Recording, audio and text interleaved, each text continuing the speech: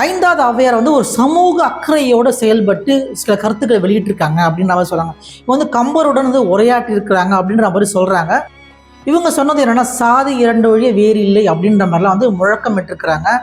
இவங்க நகைச்சுவையும் அறிவுரையும் சேர்ந்து பாடல்களை ஏற்றி அந்த பாடலாம் திரட்டி இவங்க மக்களுக்காக கொடுத்துருக்குறாங்க. இந்த ஆறாவது ஔவையார் பார்த்தீங்கன்னா இந்த இதிகாசங்களை தொடர்புபடுத்தி நாட்டுப்புறக்களை தொடர்புபடுத்தி நிறைய விஷயத்த சொல்லியிருக்காங்க. இவங்க கிட்டத்தட்ட கிபி 18ஆம் நூற்றாண்டில் வாழ்ந்ததாக சொல்லப்படுது. இவங்க என்ன படைச்சிருக்காங்கன்னா, அருந்ததி பாவை, அப்புறம் சில வாய்மொழி கதைகளை நிறைய எடுத்துரைச்சிருக்கிறாங்க. இந்த 6 பேர் தான் ஔவையாரா அப்படின்னு கேட்டிங்கன்னா, ஒரு வேளை இதை விட அதிகமாக கூட இருக்கலாம். 7லேருந்து 8 கூட இருக்கலாம். ஏன்னா காலம் ஒரு 4 காலமாக பிரிச்சுக்கலாம் வச்சுங்களேன். சங்க காலம், சோழர் காலம், பக்தி காலம், அப்புறம் நாயக்கர் காலம். இந்த காலகட்டத்தில் வாழ்ந்தால் நம்ம பிரித்து வச்சுருக்கோம். ஆனால் அந்த கருப்பொருள் அவங்க சொல்கிற விஷயத்தெல்லாம் வச்சு பார்க்கும்போது ஒரு 7லேருந்து 8 பேர் வரைக்கும் இருக்க வாய்ப்பு இருக்குதுன்ற மாதிரி தெரிய வருது.